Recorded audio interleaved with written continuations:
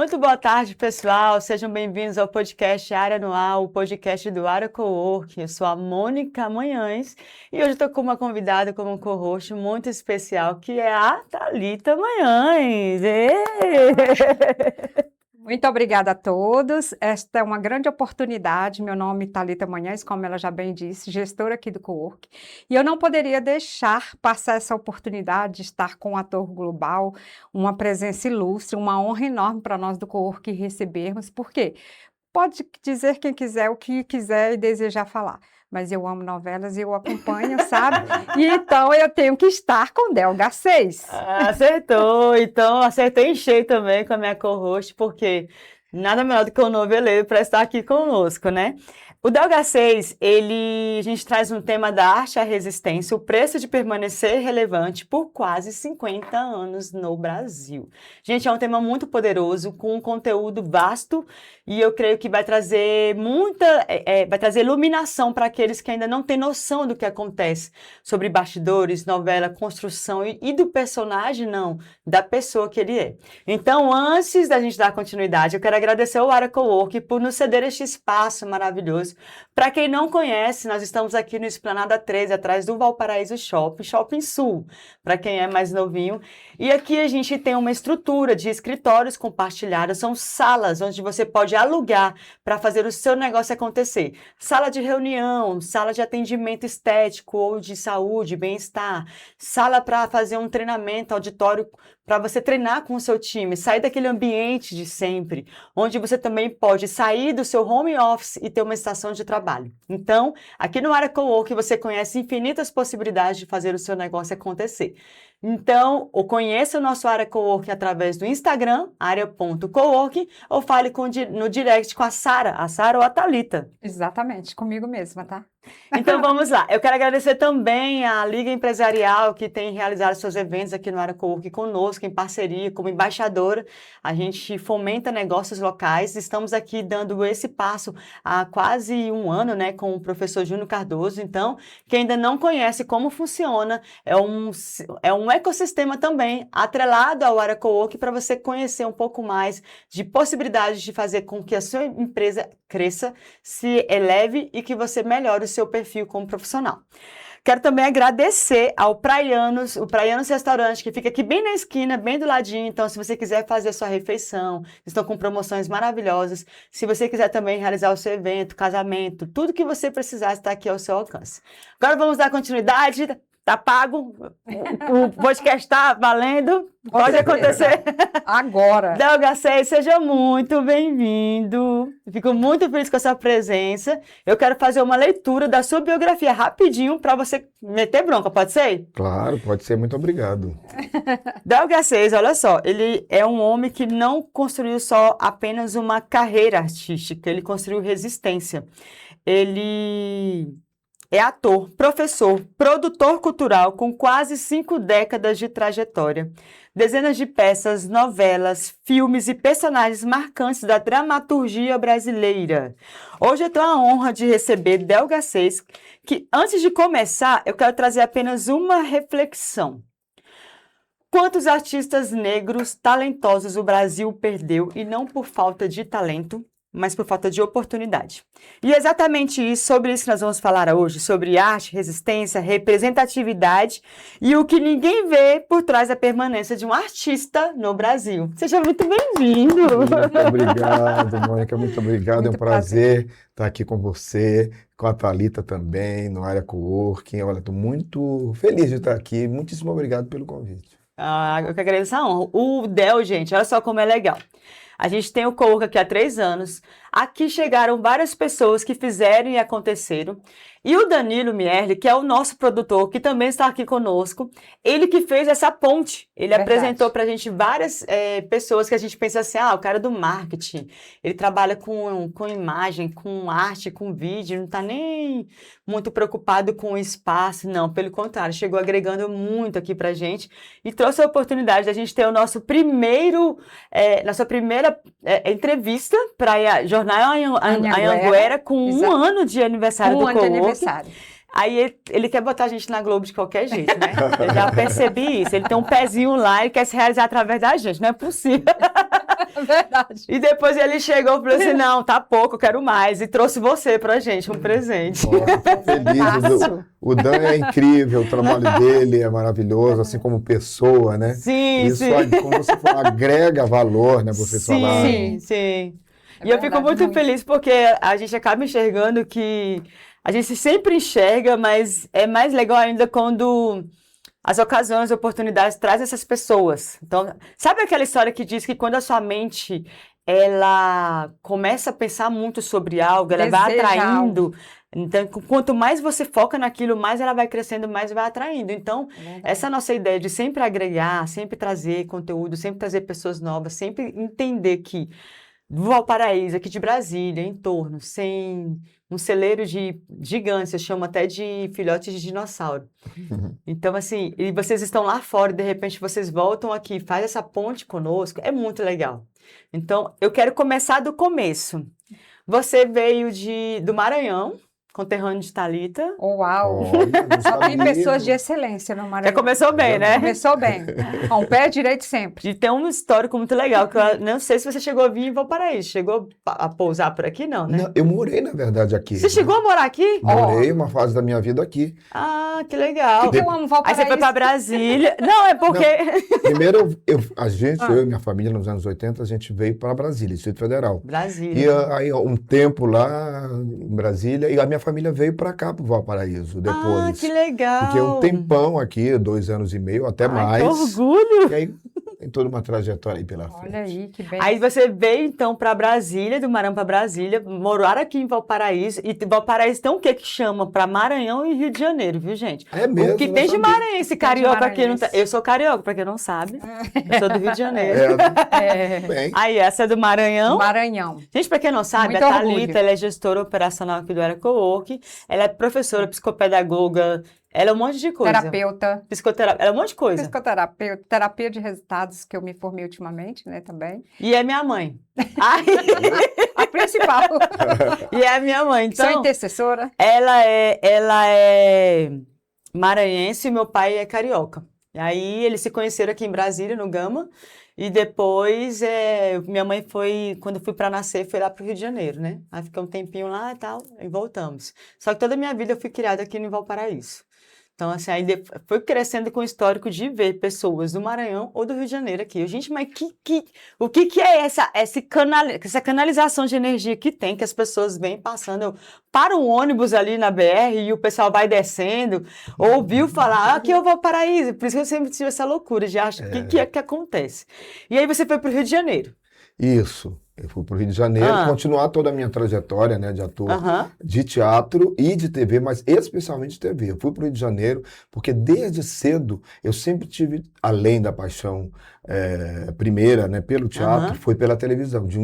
Eu sonhava em um dia fazer televisão e eu fui depois formado aqui em Brasília, lá em Brasília, né, pela faculdade do Sina, e eu disse, tá na hora Docinho. de ir para Nossa. o Rio e ter essa experiência de ator de televisão. Aham. E assim foi, isso já foi nos anos 90, início Anos 90. dos anos 90. que Você eu fui começou pra com lá. quantos anos? Com 11 anos. Eu digo que é uma criança, né? Aham. Foi uma criança. Uma paixão à primeira vista, é uma paixão incrível, porque eu sempre fui, desde quando eu me entendo, eu sou ator. Tem uma Aham. ideia em casa, quando criança sempre faz aquele jogo de faz de conta, de brincar de personagens, né? Aham. Então eu tive uma infância muito humilde, muito simples, né? Uma família que tinha muita carência de recursos Sim. financeiros. Então Sim. eu e a minha irmã, a Kátia, H6, a gente era mais ou menos da mesma idade, os nossos brinquedos eram pedra, folhas, plantas, bichinho, patinho, enfim. E a gente criava histórias ali espontaneamente. Nossos brinquedos eram esses. Mas com personagens. Pedra Aham. era personagem, folha era personagem, bichinho era personagem, Fantasiada. terra era o nosso cenário. Incrível, né? Então, isso é uma coisa instintivamente, é uma coisa Eu natural trabalhava minha. fantasia. Eu já né? era ator desde quando eu me entendo por gente. E aí, quando eu fiz 11 anos de idade, lá em São Luís, Aham. ainda a minha escola, que era uma escola ótima, escola pública maravilhosa, inclusive o nome dela, para ter uma ideia, chama, até hoje existe essa escola lá no Maranhão, lá em São Luís, Ah. Escola Modelo. E ela não até ficava a hoje. dever, até hoje, não ficava a dever a melhor escola particular do Maranhão, quiçá Caramba. do Brasil. E aí essa escola levava a gente aos museus, ao teatro.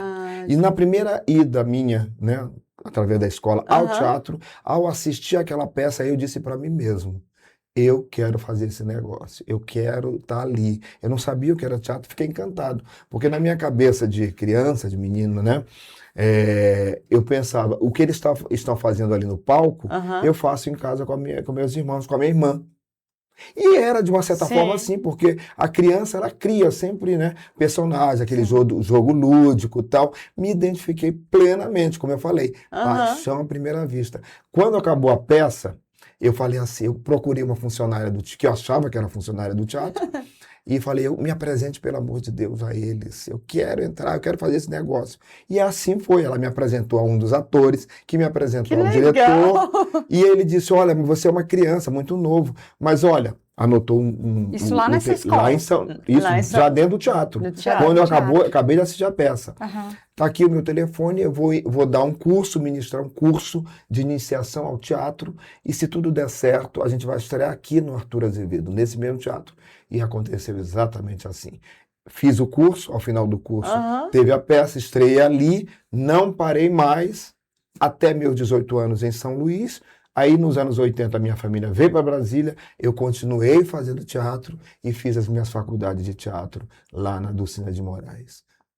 Com quem eu fui aluno, de quem eu fui aluno. Aham. Entendeu? Você teve a descoberta, mas na verdade você não teve uma descoberta.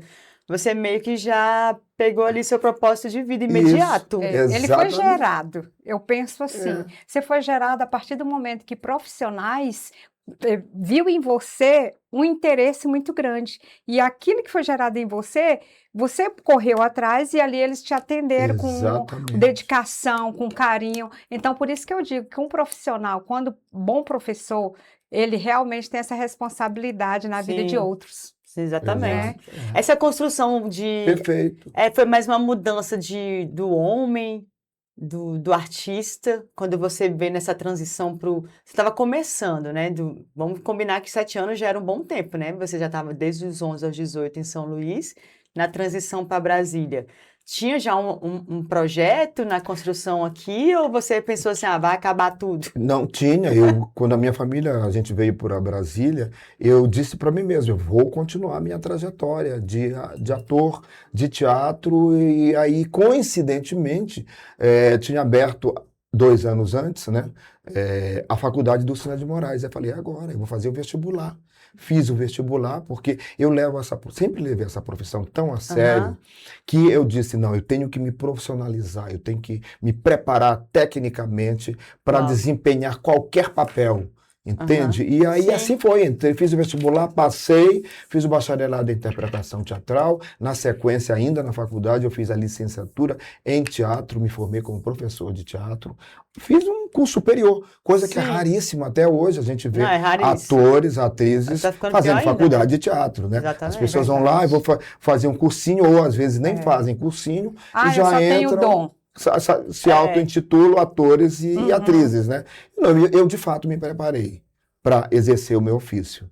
Entende? Brasília teve um papel muito importante na formação de vários formadores de opinião, de cultura aqui, né? A gente já vê aí, pelo menos o que a gente tem de maior referência hoje em dia é o... Oh, meu Deus. Gente... É ator, é cantor? Dos cantores. Ai. O que foi Renato Russo, Do Renato Russo. Renato Russo, já Renato falecido, Russo. né? Porque só vinha dado Vila Lobos na cabeça. É o Renato Russo que eu queria falar. Não, e é da minha época, né? Pois é. No auge dos isso anos 80. representou para você nessa época, assim? Olha, foi uma efervescência cultural muito grande, musical e teatral também em Brasília, né? Para mim foi maravilhoso, porque eu assistia peças de teatro, né, de artistas de Brasília, musicais, não exatamente musicais, comédias, aqui, né? Entende? Eu me lembro que eu assisti, por exemplo, eu já estava na faculdade do Dulcina, no primeiro semestre da faculdade, isso foi em 1984, né? Eu lembro exatamente, a Bibi Ferreira veio a Brasília para fazer a apresentação da peça do final de semana do musical Piaf. ela vivendo a própria Piaf. Uau. E aí, assim, naquela minha precariedade financeira, não tinha nem condições de pagar o ingresso, que era muito caro, né?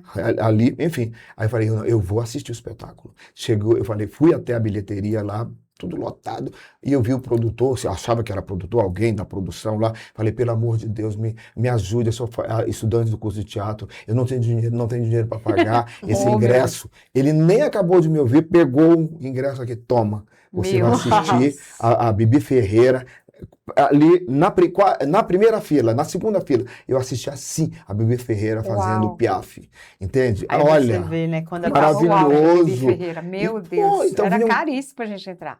Peças caríssimas, né? Eram peças tanto de artistas daqui, né, do Distrito Federal, quanto peças que vinham de fora.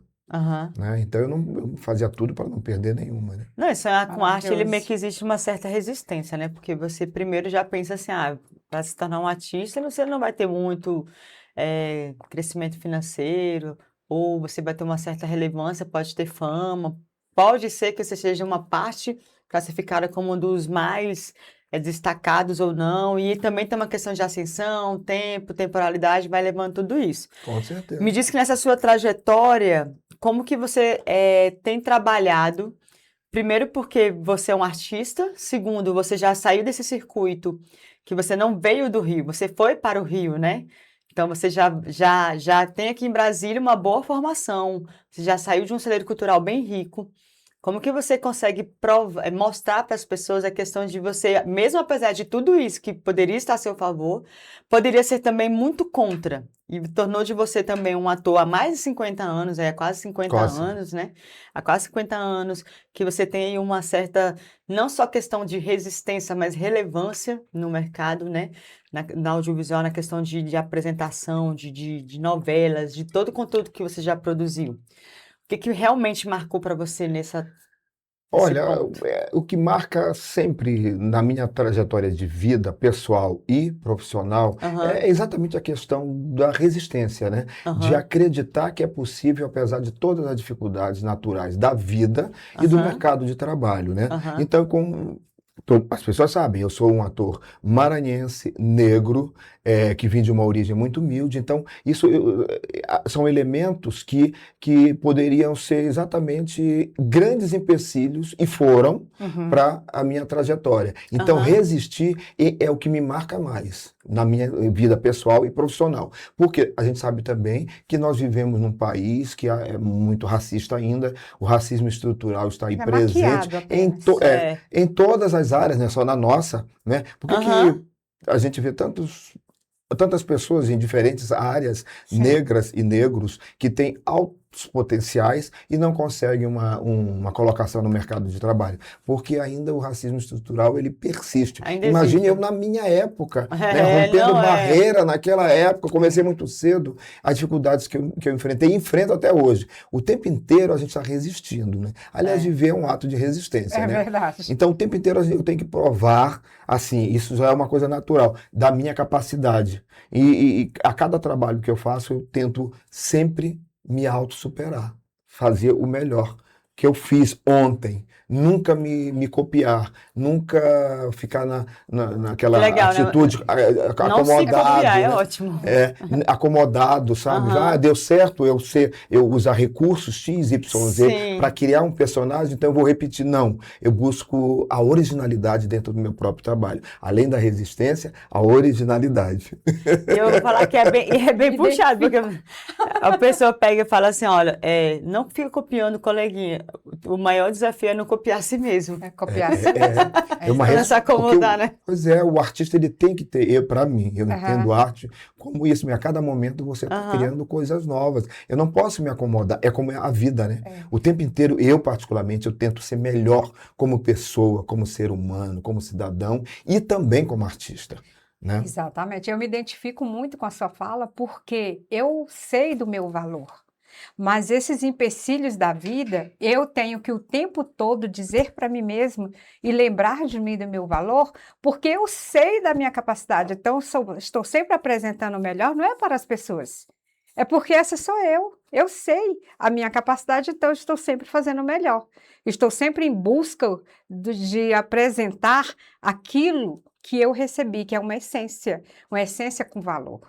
Então, as pessoas, por mais que elas estejam à sua volta, querendo te travar, você só faz assim, epa, não me trava não, porque eu sei que eu Exatamente. estou e daqui que eu vou para frente.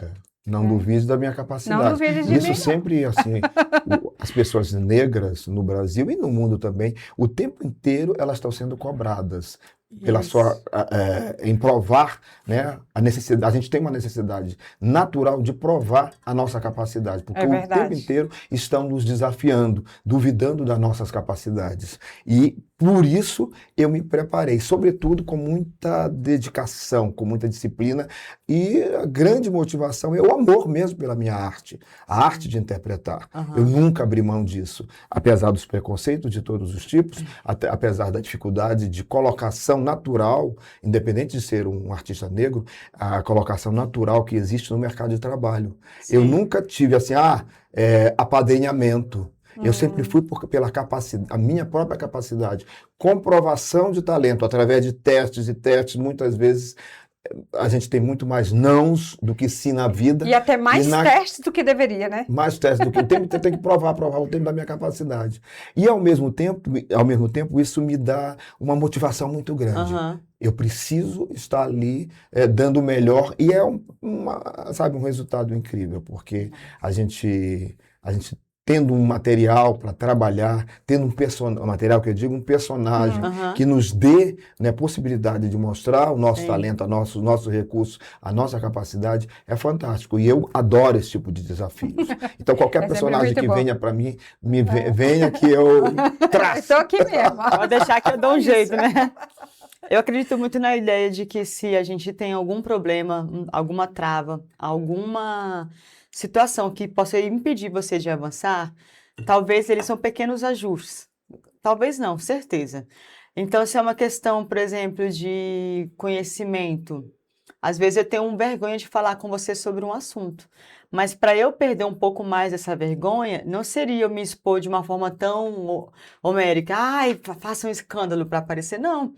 Pega um ponto que você acha interessante, destrincha ele, estuda ele, que dali você consegue desenvolver conteúdo, consegue desenvolver informação, você consegue desenvolver dúvidas, porque só tem dúvida quem estuda, quem busca informação, quem se conecta com algo.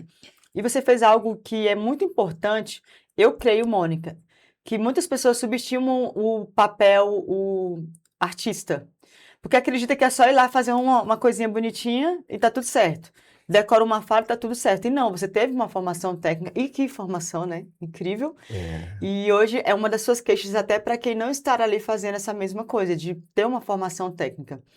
Mas principal de tudo isso é que através dessa formação você conseguiu ter a segurança para no momento de que você estivesse se sentindo ali subestimado ou que estivesse em detrimento de alguém julgar a sua capacidade, você conseguia provar não só através do seu dom, das suas habilidades, mas também do seu conhecimento.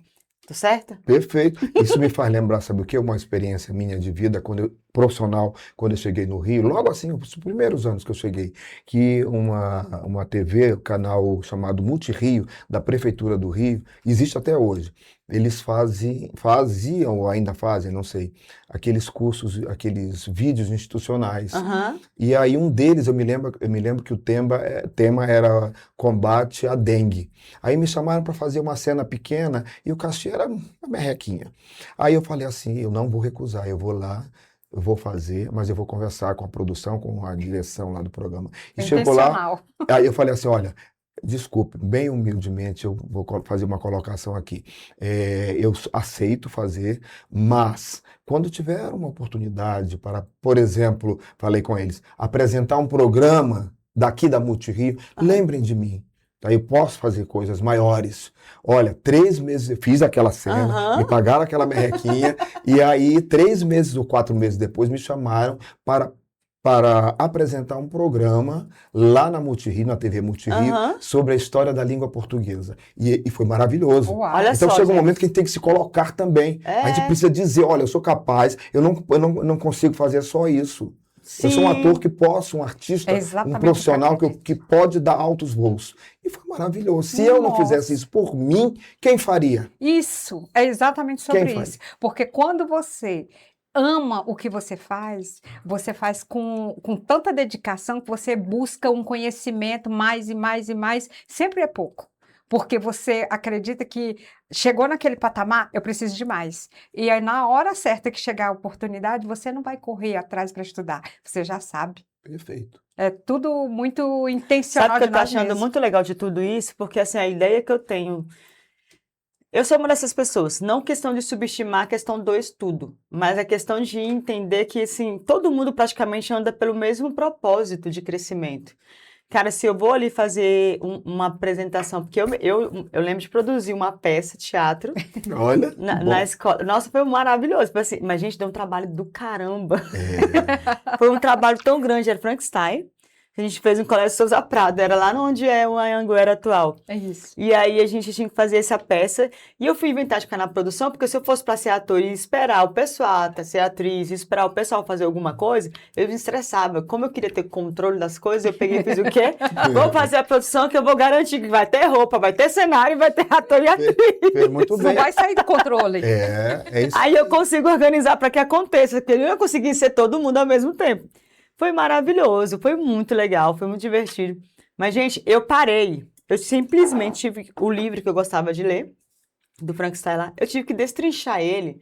E aí eu fui pesquisar qual era a roupa na época, qual era a linguagem, qual era a forma de se portar. Gente, era tanta coisa que eu pensei, as pessoas subestimam realmente. Acha que é você fazer uma coisinha aqui, outra ali. E tem Exatamente. todo um sacrifício ali por trás. Hoje a gente vê milhões e milhões investidos em toda a programação de TV, de até um podcast, um estúdio para fazer uma aula, para fazer qualquer conteúdo que seja audiovisual, que seja cenográfico. Exige muito investimento. Só que não parte só do conteúdo externo, também tem do interno. E aí é onde a gente se assemelha muito ao corporativo. Porque a gente pensa, né, que vai assim, não, Isso, ele faz 2 cursinhos, tá bom, depois é só Uhum. prática. Realmente, muita coisa é prática. Quando eu trabalho com gestão ali, muita coisa é prática, mas eu tenho que ter uma teoria ali, uma base, né? Até para saber se eu estou fazendo ali uma coisinha ajustadinha, se eu estou indo nesse norte. E aí, muito legal você trazer essa visão de que, gente, não importa a área que você esteja, não importa o ramo, não importa a sua atuação ali nesse momento, você tem que entender que a informação, a sua capacitação vai partir muito do seu interesse, da sua vontade de Exatamente. crescer. A tua fome tem que te fazer querer sempre mais. Perfeito. Se for uma fome para assim, nossa, eu tô saciado, já tenho um conteúdo suficiente, não é para valer. Não tá valendo. Você tem que querer sempre mais, né? E por isso você foi para o Rio de Janeiro. Eu sempre tive vontade desde cedo de fazer televisão também, né? Então, foi meu propósito, foi um projeto de vida. Quando eu falei, né, minha família veio para Rio, para Brasília, que nos anos chique. 80, eu falei, e entrando para a faculdade, depois de formado, eu vou para o Rio Aham. para entrar para fazer televisão. Tanto é também que eu também não foi imediatamente, um ano, 2 anos antes de ir para o Rio, eu fiz concurso como professor, porque tenho a formação também como professor. Eu falei, né, licenciatura em teatro pela Docina. Eu fiz o concurso para a Fundação Educacional de Brasília. Sério? E passei, dei aula durante um ano e meio numa escola do Gama. Ah. É aqui que querem parar? Não, pode continuar. Pode continuar? Danilo vai dar um jeito. O Dães é incrível, parabéns. Ele dá conta. Eu fiz o concurso para a Fundação Educacional de Brasília, dei aula durante um ano numa escola no Gama, de teatro, de artes cênicas, e aí eu falei, não, tá na hora de eu Não é isso fazer não, televisão. Pedi exoneração, Olha, você pedi exoneração, fui Meu pro Deus. Rio, Ali, ó, com a ousadia. cara e a coragem. Coragem. Coragem. Eu pedi para, na verdade, antes eu tinha trabalhado nos Correios e Telégrafos, Aham. numa Caramba. agência, no Lago Sul, na Galeria dos Estados, enfim. Meu Deus. E antes de dar aula Conheceu pela tudo. Fundação Educacional daqui, de Brasília, eu trabalhei nos Correios, carimbando cartas, enlouquecido. Pá, pá, pá, pá, pá, pá, pá, pá. Olha, não foi fácil. E aí eu pedi que me demitissem. Então, com o fundo de garantia, eu guardei o dinheiro. Um ano depois, eu, ainda em Brasília, dei aula na Fundação Educacional e fui para o Rio. Era um sonho, né? Era um sonho. Eu tinha Entendeu? que realizar. Mas fui com preparo técnico, fui com formação. Eu não fui assim, eu vou para entrar para televisão Vamos ver somente se pela dá fama. certo. Não. Não foi a fama pela fama, foi por uma realização pessoal mesmo, né? Algo, uma necessidade que eu falo. Eu tenho uma necessidade desde sempre, existencial, de ser artista, de ser ator. Isso para mim, sabe, é o que mais me motiva na minha vida. E quando eu cheguei no Rio... Aí você chegou no Rio... Pois é, eu não entrei logo na televisão. Eu fui me preparar para um ator fazer curso de interpretação para TV. Mesmo sendo formado aqui, e já há anos já fazendo teatro, exatamente, a minha determinação. Eu fiz curso de interpretação com Tezuki Yamazaki, cineasta, com Wolf Maia, com outros, Atílio Ricó, que é um diretor incrível, que mora hoje em Portugal, e a Jacques Camacho, que é um dos diretores também aí da televisão brasileira. Eu me preparei tecnicamente também para fazer televisão, porque não é a mesma coisa de fazer teatro, interpretação para teatro é uma coisa, interpretação para TV é outra. Então, também nisso eu me preparei para interpretar na TV, na novela. Olha, é incrível, né? É uma dedicação assim, absoluta, exclusiva. E quantas vezes, né, que o ser humano ele se perde porque ele tem um desejo, ele tem um anseio e acredita no seu potencial, mas ele não tem essa coragem e essa determinação que você acaba de falar. Simplesmente protela ou se auto-sabota dizendo depois, porque eu não fiz, porque eu não... Ou seja, nunca inicia algo para se concluir e ter em mãos aquilo que é necessário para na hora certa, como eu falava anteriormente. Porque o tempo todo as oportunidades elas até surgem, mas nós é que vamos protelando tudo. Mas quando se tem essa determinação, eu vou fazer, eu tenho a cara e a coragem, e vai sem o achismo, porque o achismo também é um grande impedimento, eu acho que vai dar certo, aí não dá certo, se frustra, porque ele foi pelo achismo. Mas se ele vai pela coragem e determinação, com certeza, o assertivo vai ser muito maior, porque ele vai em busca desse sonho, mas ele também teve os caminhos para chegar até lá. E essa coragem faz toda a diferença, essa determinação, esse alicerce, porque aí cada caminho, você já tem o quê? Uma sensatez e uma originalidade do que você deseja no seu raciocínio lógico de ideias. Eu vou aqui, como você fez anteriormente, eu vou nesse papel. Pode ser um papel pequeno? Pode, mas de lá eu vou fazer uma grande oportunidade de um outro degrau, porque eu desejo estar lá. Como diz o JB, né? Carvalho. Olhei para o meu futuro, gostei do que eu vi e é para lá que eu estou indo. Entendeu? Então, nesse processo, eu também acredito. Hoje eu estou aqui, nessa grande e rica oportunidade, porque eu quero também trabalhar minha oportunidade lá na frente em estar no meu podcast como terapeuta. Porém, para que eu faça isso, eu tenho que ter uma história. Eu vim de uma forma hoje, estar nessa mesa, de forma intencional.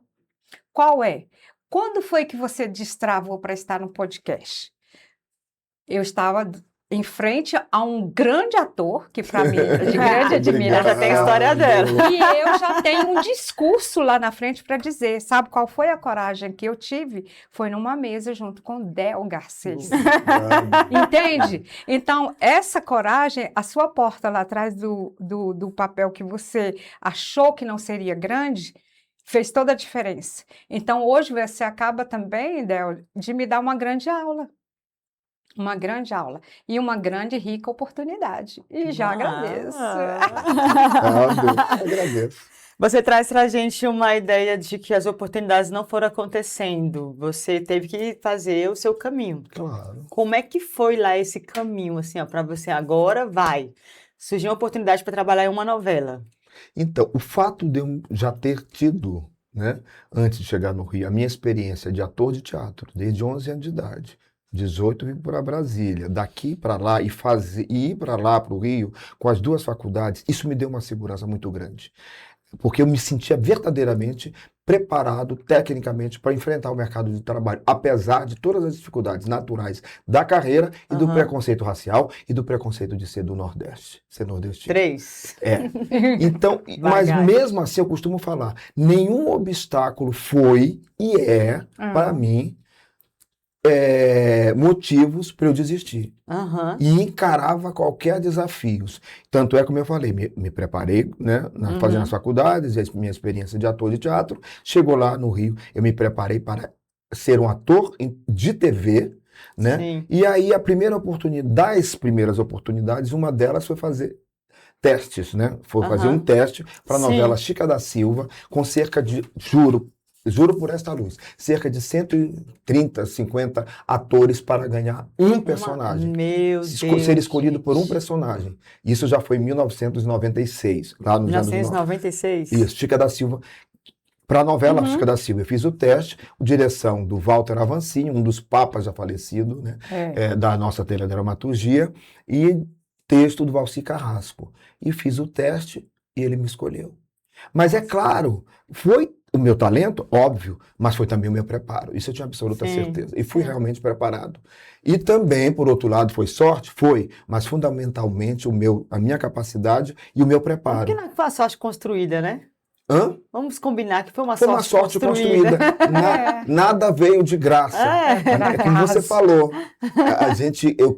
A importância da gente criar oportunidade. Sim, Mas a oportunidade, quando ela acontece, a gente tem que estar preparado. é verdade. Né? E, enfim, aí entrei para a novela, Sim. foi um grande sucesso. E ali, de fato, eu falei, é isso. Estou consolidando. E não parei mais.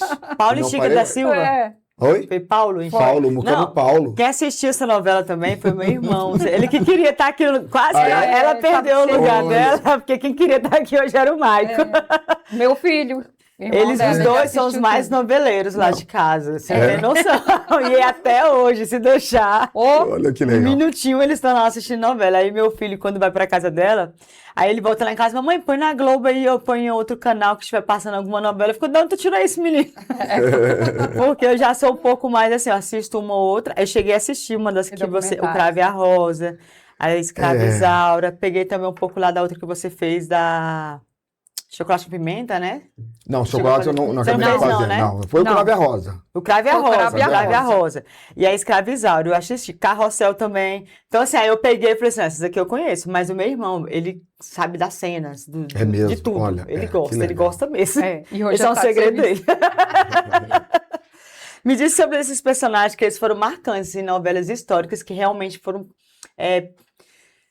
fundamentais para a gente conhecer um pouco mais da cultura, né?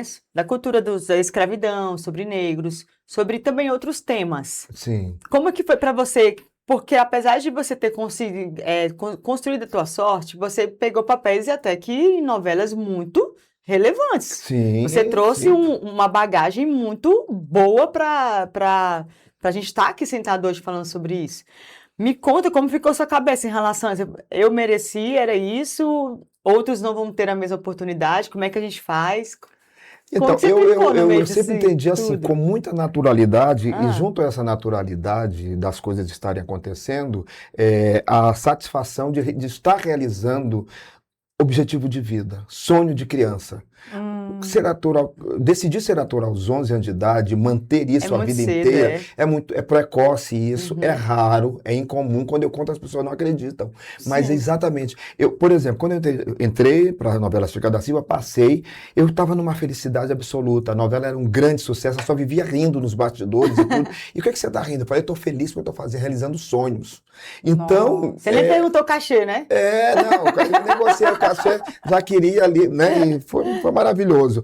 E assim, como você falou, fazendo personagens diversificados. Eu já fiz escravizados, né? No caso foi na novela, a minha primeira novela, a Chica da Silva, o Mucamo Paulo, e outro escravizado foi na novela A Escravizaura, da Record, porque a Chica da Silva foi na Manchete. Foi. Mas também fiz outros personagens que não foram somente os subalternos, os inferiorizados, os que não tiveram importância na trama. Eu costumo falar, eu já fui mendigo, secretário, médico, delegado, juiz, Passou por todas as professor, Tudo. que é mais? Grande parte da sociedade. Um monte, né? O funcionário operário de uma fábrica de açúcar e recentemente presidente. Eu fui presidente. Do presidente agora, né? Do Então, Peçanha.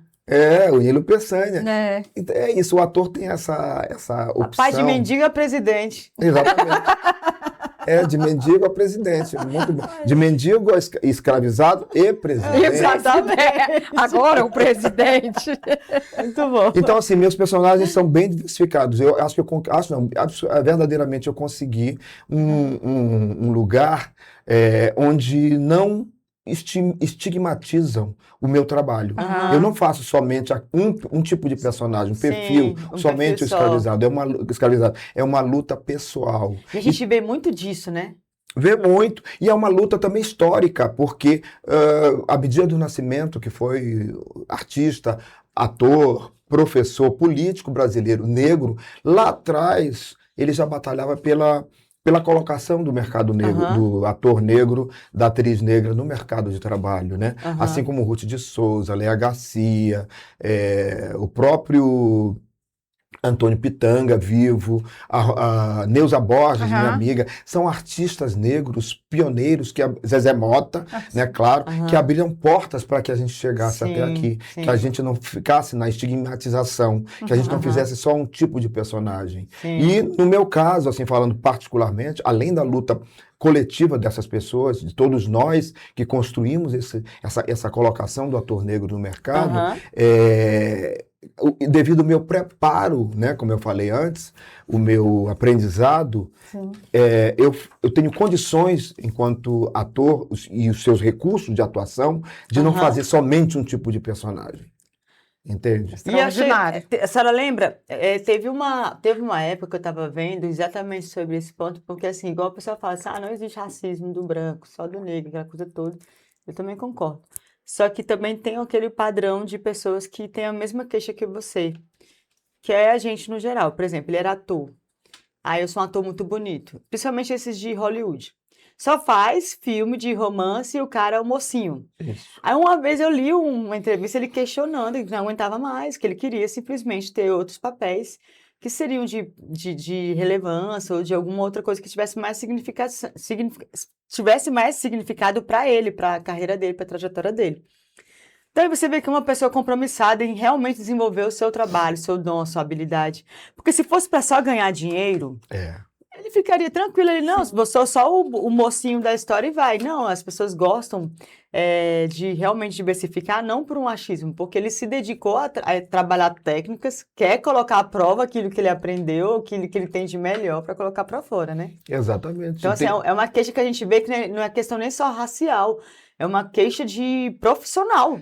Porque o mercado ele acaba estigmatizando. O ator fez bem aquele personagem e só vão chamá-lo para fazer aquele tipo de personagem. Toda a vida, não veem mesma que ele coisa. pode, né, caminhar por outros tipos de personagens, sair da mesmice, interpretar tanto um mendigo quanto um rei, um presidente, um CEO. Agora mesmo eu fiz numa novela vertical pelo Rio Shorts, que é um aplicativo, né, que a gente assiste novelas verticais. Acho que a pergunta sobre isso, o que são essas novelas verticais? Olha, é um mercado que está aí muito fortemente, né, abrindo, dando oportunidades para um monte de profissionais, Faz de tempo atores, que começou e as pessoas ou por estão agora? não tem muito tempo não, tem 1 ano, 2 anos. As pessoas assistem, só podem assistir pelo celular. E assim, na vertical, não dá para assistir na horizontal, Que é vertical legal! e não é em canal aberto. Por exemplo, esse aplicativo Rio Short, E como que é faz mesmo? é um aplicativo que você compra, paga para assistir. Que legal! E aí eu fiz esse ano passado. O título Eu vi que era. você estava até com a Carla Dias, você estava lá olhando. Não, o da Carla Dias Tem foi a Carla recentemente. Dias, recentemente. Esse que eu fiz ano passado chama Com licença, eu sou o Big Boss. E eu era um CEO. Tá bom? Era você. Empresária. É um sucesso, tem milhões de visualizações. E recentemente, há um mês atrás, eu fiz uma novela vertical pelo Globoplay, que vai estrear dia 16 de junho deste ano aqui, de 2026. Vamos registrar o ano, né? É verdade. Que chama É o Amor? Sim. O título é esse. É E eu mesmo? sou um CEO É o amor? também. Vai iniciar na Vai estrear dia 16 Como é que a gente de consegue julho. assistir essas novelas? Então, pelo Da Globoplay. Globoplay, tá? eu já Globoplay? tenho. Eu já tenho. Então você tem adquirindo que ali. pesquisar Eu já lá. tenho. a Assinatura, vertical. faz assinatura. Eu tenho. E detalhe, essas novelas verticais. Eu tenho assinatura. Tem, né? Tenho. E detalhe, essas novelas verticais, ótimo. elas são curtas. Cada capítulo dura assim 1 minuto, 1 minuto e meio, 2 no Uau. máximo. Gente do céu. Tanto é que ao Entre um todo. cliente e outro eu vou conseguir. Isso! Tanto é que ela, Nem Tem eu, nem no- a Tati pode ter acesso ao a celular durante quantidade o de trabalho. capítulos é curta. Tem 90, essa que eu fiz, por exemplo, tem 90 capítulos. Em 1 hora e meia, 2, você assiste. É verdade. Antes de dormir, você assiste 2, 3, 4 cara da capítulos. Luísa. Gente, eu tô No carro, você. apaixonada já. Nossa! Eu quero assistir, porque eu adoro essas coisinhas assim rápidas. Tô lavando louça e eu vou assistir. Assistam. E fica aquela É o agonia de amor, botar vai o ser celular essa assim. Você próxima. pensa, Isso, do Dia Gustavo. 16. É 16 estreia, pelo Então, Globoplay. Olha aí, ó, gente, fiquem estreia. Ó. Estreia dia 16, é o amor na Globoplay. olha que DLH6. bonitinho. Isso. Comigo, Carla Dias, Sim, aí eu Micael tava vendo. Borges, a Cristiana Nossa, Oliveira, a Cristiana Oliveira que tá foi jogando a dela. Juma Sou na péssima outra pra versão nome. do Pantanal, sei. da Manchete. Aham. Nós somos casados, inclusive Ei. na novela. Aham. Essa é o amor, Aham. entendeu? Que E é isso, legal, surpresa. Eu não que vou falar bacana. muito para não dar Tá spoiler. bom, tá bom. Conta mais. Cara, sensacional, eu adorei, não imaginava. E é bom que substitui, porque tem muito esse negócio de a gente ficar assistindo agora o quê? Uma Netflix da vida, esses streams, tudo, Disney, Prime. E aí você fica naquela falta de assistir Dorama. alguma coisinha. É, uns doraminha besta, aí você fica assim, não, agora eu quero... É besta, mas é bom. Não, mas é agora esse shorts, que é estilo shorts, que é, né, 1 minuto, alguma coisa assim, é muito legal. Você assiste Muito assim, bom. rapidinho na estrada. Muito bom. Eu adorei, muito bom. Agora me tira uma curiosidade aqui que eu tenho, assim, ó, de bastidores. Vamos começar fala. bastidores? Pode, Eu também tenho uma curiosidade. Vambora. Já mostrei que eu não vou perguntar sobre teste dessas coisas, não. Vou perguntar sobre o quê? Identidade. Como que fica a cabeça de um ator? Com esse tanto de papel. Às vezes eu fico assim, gente, será que tá imaginando que eu sou eu sou médico? Agora eu sou médico mesmo. Você tem essa cabeça? Olha, eu acho assim um barato, mas sobretudo porque a gente aprende muito. A cada personagem, para mim, é um aprendizado, é uma evolução. Mesmo um personagem que é vilão, a gente aprende a não ser respeitar a vilão, história do vilão. a respeitar o outro, porque, enfim, mesmo quando você está fazendo um personagem que é muito ruim, eu tenho que me dedicar ao máximo, tanto quanto qualquer outro personagem que eu fiz. E ao fazer um vilão, eu estou aprendendo também. Entendeu? Entendi. Eu Concorda acredito. comigo? Concordo, Sim, até com porque eu fico imaginando assim, no momento que você falava, eu já estava viajando aqui, né? Você está num papel do vilão, você está aprontando todas, só que a novela vai acabar. E o final do vilão vai ser trágico. Assim a gente espera como espectador, né? É. Então, esse papel do vilão, na sua mente, que está como ator, você fala, epa, por esse caminho eu nem posso ir, porque eu sei já o final. Exatamente. Não vai dar bom. E a nossa própria interpretação, ao viver intensamente, verdadeiramente aquele personagem, a gente está fazendo com que o público, quem esteja nos assistindo, repensem, poxa, essa pessoa, ele está tão verdadeiro naquele personagem. Vejam quanto ser ruim não é bom. Sabe, o quanto a maldade pode destruir qualquer pessoa. E isso me lembra, por exemplo, um filme, A Queda, que é sobre o Hitler, e o ator Bruno Canso, alemão já falecido, ele inclusive ganhou o Oscar fazendo o Hitler. Ele fazia tão bem, com tanta verdade, que a gente se identificava com o sofrimento dele no momento em que ele se questionava sobre a maldade que ele estava fazendo. Então, ao mesmo tempo, o ator, a interpretação ali impressa, ela estava provando para as pessoas o quanto o mal, ser ruim, o quanto a maldade é perversa, o quanto pode se destruir individualmente ou coletivamente as pessoas. Entende o que eu estou falando? Sim. A entrega tem que ser absoluta, mesmo a gente fazendo um personagem muito ruim. Porque ao fazer aquela maldade ali naquele personagem, a gente prova para o público, mais uma vez, o quanto o mal é perverso e pode prejudicar as pessoas. Entende o que eu estou falando nesse sentido? Com certeza, eu acredito tanto na sua fala que eu, enquanto espectador que estou ali assistindo, que eu gosto de TV, gosto mesmo. Então eu vejo assim, eu falo, cara, esse ator excepcional, é maravilhoso. Sabe por quê? Porque ele tá me deixando eu ficar com raiva dele já. Isso. De tão Você bom fez que bem ele é. direitinho quando você faz, você provoca essa emoção. Você tá fazendo bem provoca, você é direitinho, né? provocador. Provoca, Exatamente. e isso faz com que você lembre de pessoas ruins, mais situações difíceis da Sim. vida, através da interpretação do ator, porque ele está imprimindo ali, levando uma reflexão, uma mensagem. Vejam como não é bom ser mal. Vejam o quanto a maldade pode ser perversa para o mundo, Aham. Mas sabe? e se você pega, por exemplo, assim, um papel desse do ruim, como é que você consegue se purificar depois, se limpar disso? Porque você meio que tem alguns que começam a desenvolver ali uma certa. Eu sinto assim, no meu caso, Ah, fazendo vilão, eu me sinto cumprindo a minha missão enquanto artista, enquanto ator, criador. Eu me sinto com a alma lavada. Por exemplo, eu fiz uma cena na novela A Escravizaura, eu era um escravizado. Mas tinha uma cena em que o meu personagem, ele chicoteava num sonho do vilão, que no caso era o Leôncio, o escravocrata, ele se vingava do escravocrata. O meu personagem, que era um escravizado, chicoteava. Uhum. Ao fazer aquilo, eu estava, ao gravar a cena, eu estava exorcizando, né, fazendo uma catarse individual minha e coletiva de todas as pessoas que passam por situações difíceis, especialmente no caso ali daquela cena, daquele personagem, dos meus irmãos, dos nossos irmãos escravizados, o quanto eles sofreram com a história da escravidão, entende? Então, fazer aquela cena que era um sim. chicotear no vilão, que era uma coisa ruim, eu exorcizava. Entendeu? Estava entregando a realização de muitos. Eu fazia com que, exatamente, o público se realizasse através da minha interpretação.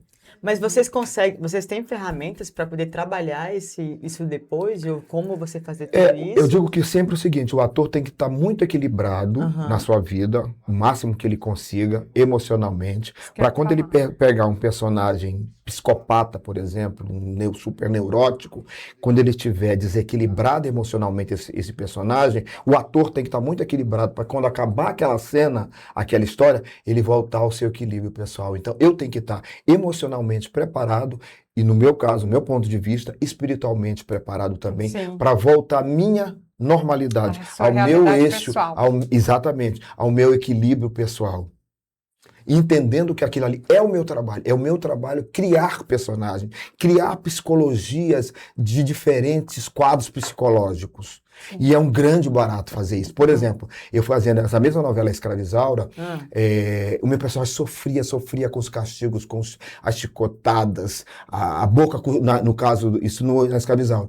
A boca costurada que meu personagem teve enquanto escravizado na novela Chica da Silva, eu botava, minha entrega era absoluta, porque não era uma entrega só minha, era de uma ancestralidade histórica dos escravizados, meus irmãos, que passaram por isso.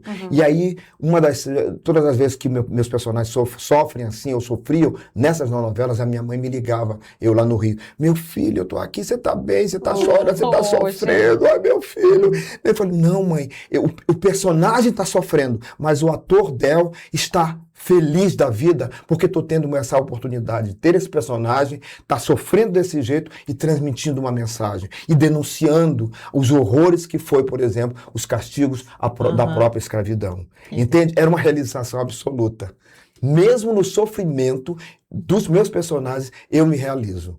Eu sou feliz, porque eu estou tendo um instrumento material ali de trabalho para fazer com que as pessoas pensem, as pessoas se emocionem, as pessoas mudem de alguma forma pessoalmente nas suas vidas.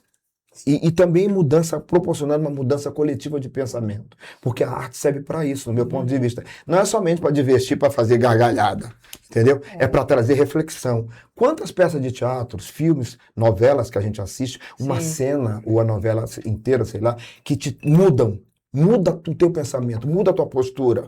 no sentido positivo mesmo. Eu vou mudar. Nossa, que sacação eu tive com aquela cena. As pessoas assistindo, né? Sim. Que reflexão esse personagem está trazendo. Agora mesmo, quando eu fiz essa minha participação como Nilo Peçanha, o único presidente negro que este país já teve, que ninguém conhece, ninguém sabe. Na nossa escola a gente não ouviu falar, a historiografia não tem fala. registros, né? Não tem registro. E a cena é uma verdadeira aula de luta antirracista. E eu Então, o acredito- texto traz isso. E eu, Del, ao fazer aquela cena, eu estava absolutamente feliz. Um personagem que estava sofrendo na cama, ele está à beira da morte, digamos, mas ali com aquele... E eu sofrendo, o personagem sofrendo, desculpe, o personagem sofrendo, mas o Del feliz por estar tendo um material ali, um personagem em que eu possa fazer, de alguma forma, as pessoas refletirem e conhecerem esse personagem que foi apagado intencionalmente da história oficial Caramba. brasileira. Olha, para mim é a melhor carreira que existe. É a melhor. Eu sou suspeito para falar. Tem 2 pontos aqui que eu observei, que eu acredito muito. Um deles, quando a sua mãe te liga, mesmo te conhecendo, saindo do ventre dela, ela como tua mãe, ela se preocupava com você, o teu porto seguro. Então, ela se preocupava com você e você falava, tá tudo bem que você tem o lado pessoa, tá tudo bem porque você está feliz e realizado no que você estava realizando, né, na profissão. E no segundo, enquanto profissional, consegui passar, se até minha mãe, que me conhece, está sentindo essa dor, eu estou me realizando porque eu consegui fazer o bom papel. Eu ser o bom ator. Porque quando eu assisto algumas novelas e algumas situações, eu sou muito analítica nesse momento aí. Eu observo o seguinte, eu falo, poxa vida, ele até recebeu um roteiro, mas ele não se prendeu àquela fala. Ele se entregou. E por essa entrega, eu acredito que existam patamares diferentes de classificações para seleções futuras. Perfeito. Não é isso? Exatamente. E isso inclui também, você falando, eu estou refletindo aqui, perfeito, a experiência, a maturidade. As pessoas sempre falam, né?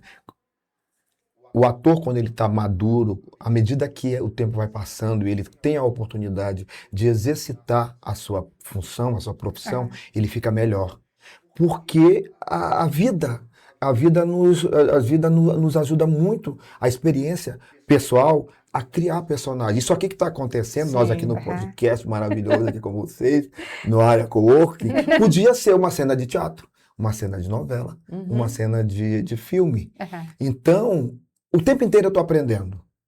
Eu também. Eu estou aqui, um ator, dando essa entrevista. Então, a minha atitude é essa aqui. A gente saindo aqui, tanto eu quanto vocês, a gente vai ter outra postura. O tempo inteiro a gente está aprendendo, a gente está criando situações, facetas de representação. Ou seja, no meu ponto de vista, a vida é um grande teatro. Então, o recurso do ator é a própria vida. Sim. Eu, por exemplo, se for eu vou interpretar um ator dando uma entrevista, provavelmente eu terei atitudes que eu estou tendo Del aqui agora, no personagem que vai fazer aquela cena. Ou seja, o tempo inteiro eu estou trabalhando, querendo ou não, intuitivamente ou não, é verdade. Porque você ama o que faz. Amo de paixão. Eu nasci para ser ator. Deixa eu perguntar, existe alguma estrutura para o ator nessa questão de auxiliar? Porque você já tem essa predisposição a buscar esse refinamento, esse controle. E aí chega uma pessoa lá que não tenha tanto assim, e ele pode até prejudicar você ou os colegas de trabalho. Existe um suporte para ator, para atriz lá nesse ambiente? Existe, por exemplo, nas televisões, nas emissoras, existe o preparador, o assistente de direção, que antes das cenas, principalmente quando as pessoas não têm experiência, há uma preparação para o personagem, para fazer aquele trabalho, entendeu? Mesmo, por exemplo, eu que não estava fazendo essa novela, fui uma participação. Apesar da minha experiência, tem uma pessoa sempre, um profissional ali para isso, com essa função de conversar sobre a cena e inserir o ator, o ator que vai fazer aquela cena, naquele produto, naquele personagem que não existia antes na história, ele está entrando. Então tem um preparador ali antes para conversar, para instruir sobre a cena em si, Mas entendeu? o pós, nesse psicológico que ela citava, é um apoio, vamos dizer assim, ou psicólogo mesmo, ou um terapeuta para dar um atendimento, uma Tem assistência. para adolescentes, para crianças, existe sim um apoio nesse sentido também. Aqueles de terror, eu fico assim, imaginando aquelas crianças, aqueles filmes de terror, aquelas coisas adolescentes, naqueles filmes que são um pouquinho mais profundos aqui, tem, né, tem algumas cenas que você fica assim, meu Deus, como é que trabalha o psicológico desse ser humano depois? Tem que ter uma estrutura para isso, né? Principalmente para criança e adolescente, tem antes e tem depois. Antes e Entendeu? depois, né? E até e durante também. Ainda mais que tá no meio de uma construção de identidade, né? Exatamente. Por exemplo, a novela Carrossel, que eu fiz, né? Que eu fiz a grande maioria dos personagens eram crianças, né? Sim, que hoje são adultos. É. Tinha um preparador de elenco e tinha um psicólogo acompanhando o tempo inteiro aquelas crianças, aqueles adolescentes ali, entendeu? O que Isso é mais está fundamental. desafiando o artista hoje aí? Ele continuar sonhando ou é continuar resistindo? Resistindo. O verdadeiro artista, ele sempre sonha, ele não para de sonhar. Ele não para, É né? constante, é natural, sempre Tem que ter permanente esse chama, esse né? estado do sonho. Agora, resistir é o tempo inteiro. Resistir à dificuldade para conseguir uma colocação naquele trabalho X, Y, Z, permanecer na carreira. Por isso que o tempo inteiro a gente tem que estar estudando, se reciclando, se preparando. Agora mesmo, essa minha experiência nessas novelas verticais é diferente.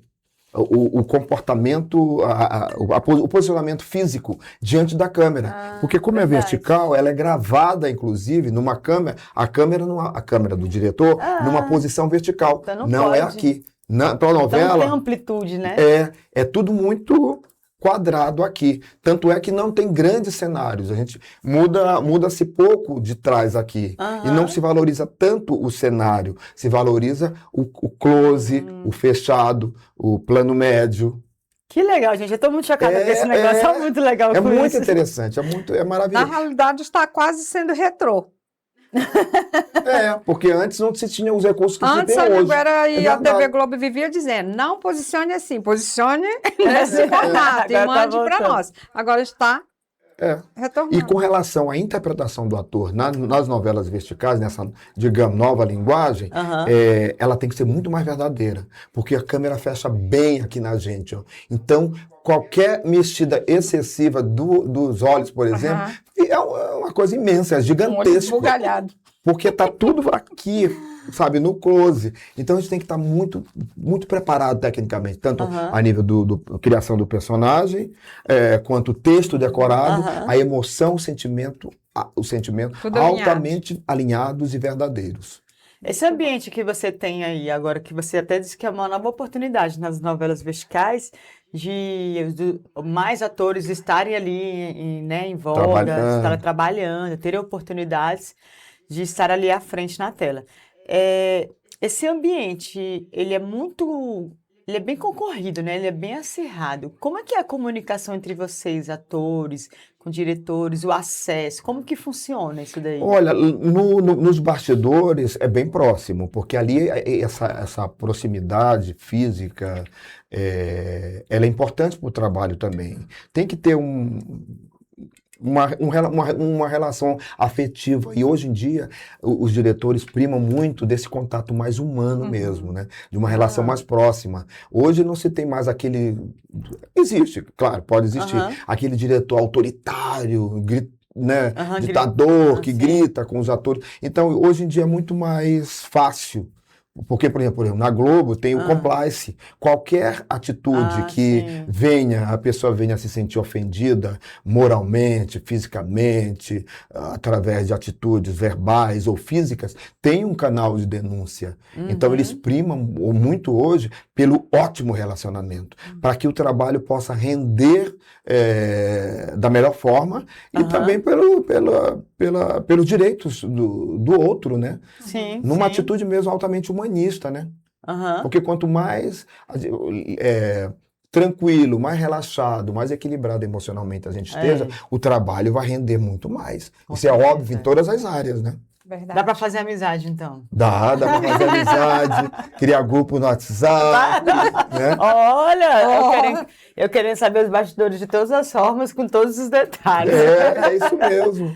E essa jornada dentro Qual o nome que se diria para isso? Mas assim, essa jornada.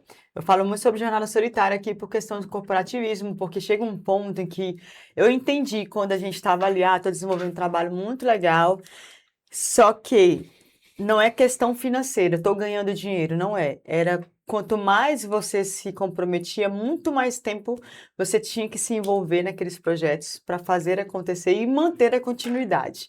Então, meio que você chegava em um ponto onde você se afastava de muitas pessoas e essas pessoas começam a achar assim, nossa, tá rico, tá se achando. Nossa, tá andando só com gente mais chique, não quer mais saber com a gente. Não se mistura mais com os pobres. Nossa, mas tá não sei o quê. Então você vai começando a se... Não, não é que você que se coloca nesse lugar. É um trajeto padrão, praticamente, onde você não tem como voltar. Você tem que, quando puder ali, dar um jeito de colocar aquela situação, aquele momento na sua agenda, né? E aí a gente chega a um ponto em que sente que a nossa jornada parece que é solitária. E a gente tem essa queixa assim, nossa, muito solitário, com quem que eu vou conversar? Porque você não pode conversar com um parente que ele pode achar que você está reclamando de barriga cheia. Um amigo pode falar que você está se achando em ficar chorando barras de ouro. Então, assim, não tem nada a ver uma coisa com a outra, é mais uma questão de ser humano mesmo. Claro. Dentro do que você desempenha no papel ali, no seu relacionamento. Essa jornada também do ator ali, ela é solitária? Tem esses momentos de você estar em ascensão e você não consegue mais ter relacionamento? Ou como é que funciona? Tem essa questão mesmo da solidão, mas para isso a gente tem que ter muito consciente do nosso papel mesmo enquanto artista, porque o verdadeiro artista, ele não está preocupado primeiramente com a fama, com o sucesso. Ele está preocupado, no meu caso, por exemplo, eu penso assim, com a realização de fazer aquilo que ele fez, ele lutou, que ele sonhou a vida inteira, por paixão, por amor. Então muita gente reclama, o assédio é grande e tudo. Faz parte, a gente tem que aprender a lidar também com isso, entendeu? Porque o público, ele também, quando ele gosta, ele ele é demonstra carinhoso. afeto, ele quer, né, estar junto e tudo, a gente também tem que dar atenção. É lógico que isso a gente também tem que saber a medida, né? Aham. E o público também tem que saber, os fãs também têm que saber. Aham. Então a gente tem que ter muito equilíbrio emocional para saber como lidar Sim. com isso. Existe sim essa coisa da solidão. Sim. Então, no meu caso, eu tenho que saber o momento de eu me isolar de fato, até para eu poder criar. Né? É solitário tudo isso, né? Muitas vezes as pessoas fazem grande sucesso e elas não conseguem lidar com isso, elas não se sentem psicologicamente preparadas para encarar isso. Para isso também existem profissionais para assessorar, para ajudar o artista. Por exemplo, a minha conterrânea, Alcione, ela é uma grandíssima artista também, é muito assediada, assim como os outros. Ela tem uns profissionais competentes que trabalham com ela. Sim.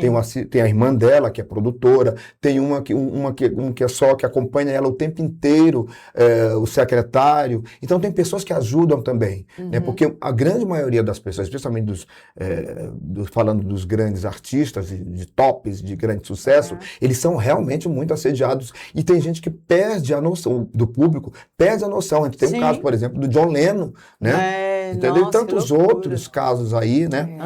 Situações trágicas que os psicopatas estão aí, não tem a medida, põe né? em risco. Não tem um limite, põe em risco. É um processo solitário perde, também. né? É um processo solitário. Mas para isso o artista tem que estar muito consciente, muito equilibrado psicologicamente, saudável. emocionalmente. Só tem uma pergunta curiosíssima, só de espectador, para fazer para ele? Tenho. Tem? Tenho. Infelizmente, estamos caminhando para o fim. Não. Mas vai fazer mais umas perguntas aqui ainda. Pode. O nosso bloco de inspiração. Tá. Mas aí eu quero saber da pergunta dela. Senão, já para mim. O que eu Deixa só eu percebo falo. é curiosidade mesmo de telespectador. Eu acredito que vocês aí, alguns Vocês de não vocês comem, devem eu como. imaginar o que eu estou pensando aqui. Beijo, CNH. Não, essa é a sua. A minha é o seguinte, existem alguns papéis que são bem consolidados e tal, mas a gente percebe que tem sempre um casal que está junto ou sempre aquela pessoa na mesma profissão, como a gente conversava no início da jornada. Aquilo ali já é carta marcada? Muitas vezes sim, né? A gente sabe que em todas as áreas, né, tem os seus protecionismos, né? Tem os seus padrinhos, né? Aquela turma que trabalha, sempre está sempre ali trabalhando, né? E até é injusto eu acho isso, né? Porque tanta gente boa, ótima, de grandes talentos que não tem oportunidade, né? Mas acontece muito, acho que em todas as áreas acontece isso, né? Os apadrinhamentos, né? As peixadas, os peixinhos, como se usava muito esse termo, né? Porque até na sua trajetória também, de tantos outros que eu admiro, eu percebo em alguns documentários que eu gosto também de assistir, das pessoas que algumas lutaram, ficaram dias e dias na fila tentando entrar naquele portal famoso, Globo, né? A Globo, eu vou entrar por ali, e até um dia conseguir falar com alguém. Para você chegar nesse caminho lá, eu sei de toda a sua jornada que você até nos passou um pouco aqui, mas assim, foi mais difícil, foi por insistência mesmo, ou você conheceu alguém, até para quem está nos assistindo, ouça e entenda que existe oportunidade e você fez da sua oportunidade uma grande oportunidade, o seu acesso você fez valer a pena, mas eu vejo também como uma criança que deseja lá atrás, de 11 anos, que sonha em ser um jogador do Flamengo, digamos, e até ele chegar nesse sonho tem as peneiras e demora muito. O ator tem um processo de muita construção, de muito conhecimento, mas tem os impedimentos, mas ele chegou o dia D que ele conseguiu falar com alguém? Olha, no meu caso, vale totalmente a perseverança, a insistência, a resistência que a gente já falou aqui. Sabe aquele ditado, a água mole em pedra dura, tanto bate até que fura? E por acreditar em você, em mim, no meu caso, na minha capacidade, no meu talento, no meu preparo, como eu falei, nenhum obstáculo foi maior do que a minha vontade, o meu objetivo. E a gente sabe que existe sim os protecionismos, aquelas pessoas que estão sempre chamando as mesmas, os amigos, os familiares. E aí, assim, eu acho assim, não somente por ser eu mesmo, é um grande privilégio, um grande orgulho, a palavra é essa, um grande orgulho de nunca ter dependido de alguém que me indicasse, de um protecionismo, por ter ido para a cama com alguém, por ter me viciado algum tipo de droga com alguém, mas foi sempre através de comprovação de talento, fazendo teste, provando a minha capacidade, a cada trabalho, a cada personagem, eu dando o melhor de mim. Essa novela agora, por exemplo, que eu falei, que eu fiz o Nilo Peçanha, eu estava fazendo a novela, essa que vai estrear agora em junho pelo Globoplay, É o Amor. Lá em São Paulo, eles me ligaram 2 dias ou 1 dia antes para fazer o Nilo Peçanha. E eu, você pode? Eu posso, imediatamente eu posso. Acreditando em mim, acreditando na minha capacidade, no meu talento, no meu preparo, na minha experiência. E fiquei enlouquecido, decorando as cenas, me preparando para poder dar, como sempre, que é uma coisa natural minha, dar o máximo de mim, melhor do que eu fui ontem, e buscando a originalidade na criação daquele personagem. E fui no dia seguinte, fiz e gravei um personagem, um presidente da República, que eu nunca tinha sido presidente. E outra, esse personagem, a situação, ele estava na cama, à beira da morte. Eu nunca fiquei hospitalizado 2, 3, 4, 5 dias. Nunca tinha feito um personagem que tivesse doente. Mas quando eu deitei na cama, eu me senti, baixou o santo. Baixou o Nilo Peçanha. Ele está ali à beira da morte, está doente. Você sentiu o Nilo Peçanha, Dodói? Já levantou até tonto da cama. Não, e me lembrei de pessoas que eu visitei, que uma amiga senhora minha, a Irene, ela, Torres, ela ficava... Uma senhora velhinha, ela ficava várias vezes no hospital e nós éramos muito amigos e eu acompanhava ela ali no hospital, hospitalizada. E aí me baixou aquele santo, o espírito dela veio em mim. Como é que uma pessoa doente se comporta na cama? Aquela voz já da idade que tá, daquela tossida. Então eu me comportei. Gente, a minha voz naturalmente ficou grave, ficou assim, mais grave. Por favor, dê-me essa cara. Você deu trabalho para tua mãe, viu? Então quando eu assisti a cena, meu Deus, olha ali. Aí eu consegui identificar, olha, aquele é fulano, aquele é ciclano, que eu vi um dia doente, que eu acompanhei aquele doente. Uau! Então, nesse sentido que Trouxe eu a tua digo, memória. a memória, o ator vive muito, você falou tudo, É Thalita. intenso, né? Vive da memória, das lembranças, É do verdade. passado, do seu sentimento, do sentimento dos outros, da sua relação com a sua Da família, empatia naquele em momento. casa, no trabalho, na rua. Sabe, a gente coloca nos personagens a nossa experiência de vida, as nossas emoções. Caramba, isso é uma realização. Aí eu Mas tava- deu trabalho pra mãe dele lá no Aí ela me Maranhão. liga, meu filho, você tá doente. Não, ela quando me viu agora como Nilo Peçanha, ela falou, meu filho, eu demorei para reconhecer que era você com aquela voz, aquele bigode, aquele cavanhaque. Ai, maravilhoso. O que que você daria como 3 dicas principais agora para alguém que quer começar ou tem interesse em ser um ator, uma atriz? Quais seriam as 3 dicas que você daria assim, olha, isso aqui é primordial para você começar? Olha, se teste pessoalmente, se pergunte, reflita, eu quero fazer isso? Se você acha que tem talento ou que não acha que tem talento, continue. Mas se você descobrir que é verdadeiramente isso que você quer, meta a cara, estude, se prepare, não pense que qualquer ideia, uma fala negativa, preconceituosa, que venha impedir, você não é capaz, desiste disso, isso não dá futuro. Mas se você quer verdadeiramente, esse foi o meu caso, não desista. Se prepare, estude, se prepare tecnicamente e não deixe que nenhum obstáculo impeça a sua trajetória e o seu sonho. Eu digo isso porque realmente, como você falou, 50 anos de carreira vai fazer. E deu certo. Eu acreditei. Eu vivo da minha arte. Tanto da minha arte, né, como ator, quanto da minha profissão de professor de teatro. Então, no caso da adolescente, por exemplo, pessoas que queiram, entre para um grupo de teatro, faça curso, se prepare, ainda que não seja fazendo uma faculdade ou 2 faculdades, mas se prepare para você estar preparado, de fato, para exercer, para criar qualquer tipo de personagem. O preparo é tudo. É tudo. Muito bom, muito bom. Agora a gente vai fazer um bloco aqui de inspiração. Aí eu vou fazer assim, ó, mãe. Eu vou fazer uma pergunta, ela faz outra.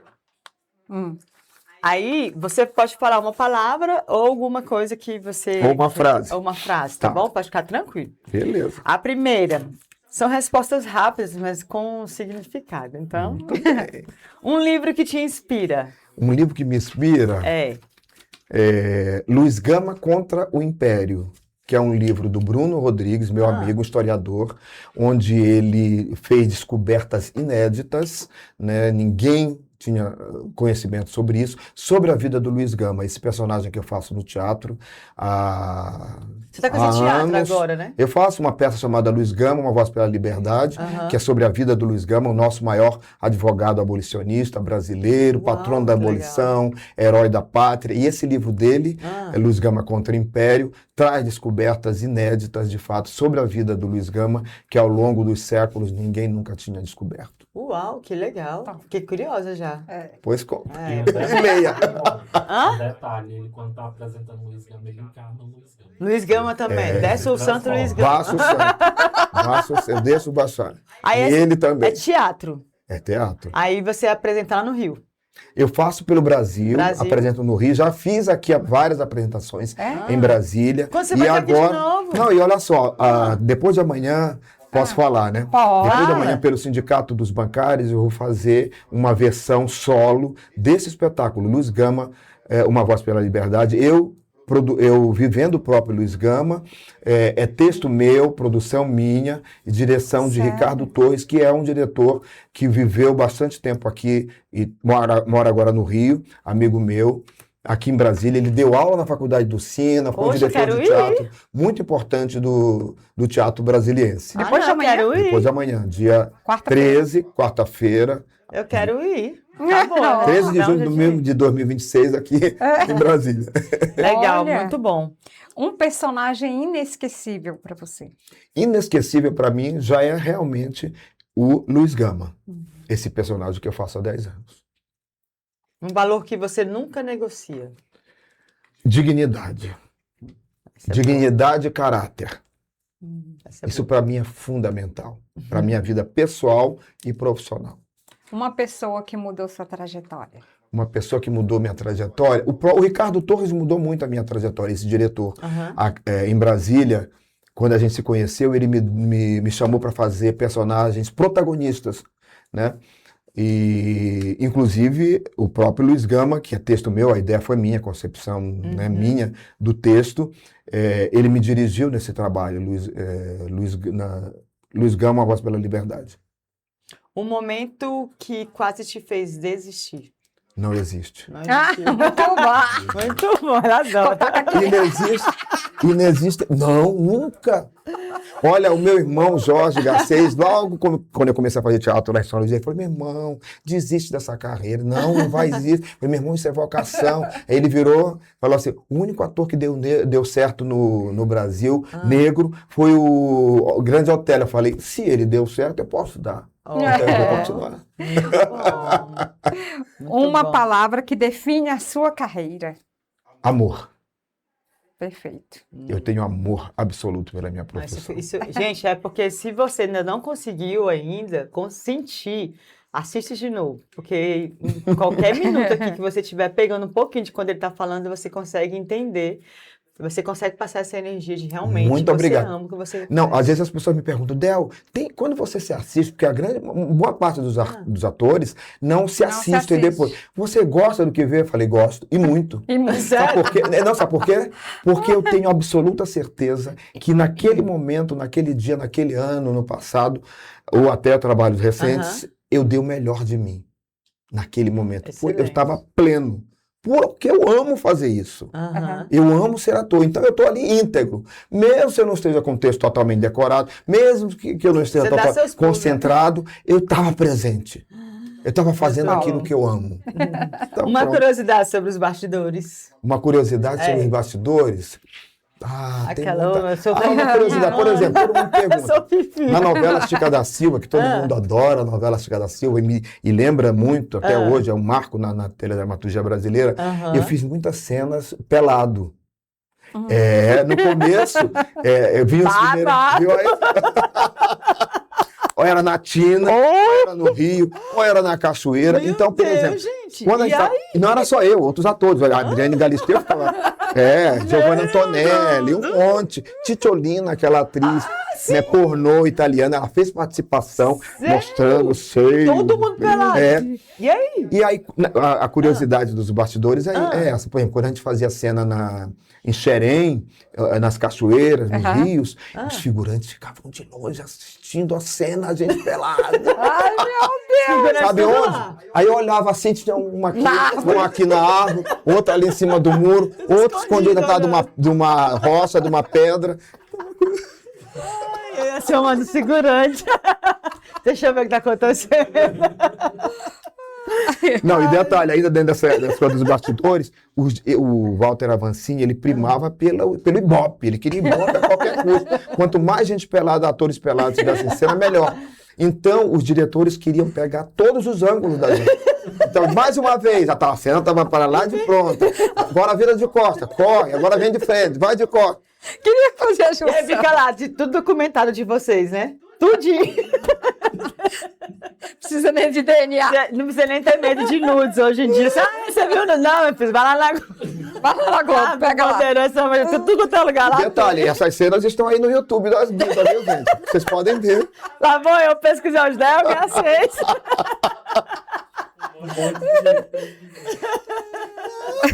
Muito bom. O legado que você quer deixar? O legado da questão, eu vou dentro da questão racial mesmo, né? Porque muitos atores, muitas pessoas negras em todas as áreas, eu não vou porque eu sou preto, eu sou pobre, eu sou feio. O legado não desista. Vá à luta, independentemente se você é pobre, nasceu de uma origem humilde, se você é negro ou negra, e, sabe, essa luta tem que ser... Se riram de você ou não. Se riram, se zombaram, se desacreditaram de você. Esse é o legado. A minha vida é isso, essa resistência constante, que é uma luta pessoal e coletiva também, através, claro, da minha carreira, assim como como eu falei, Abdias Nascimento, Rudi Souza e tantos outros atores negros, eles, através do trabalho deles e da persistência, persistência, da resistência, eles mostraram que é possível, apesar das dificuldades. Verdade. Como diz o meu filho Maico, tem que ter querência. Tem que... É verdade. Del, eu fico muito feliz, fico agradecida pela sua presença. Lamento que chegamos ao fim. Né? Mas antes eu quero saber se ela quer deixar alguma palavra, algum agradecimento.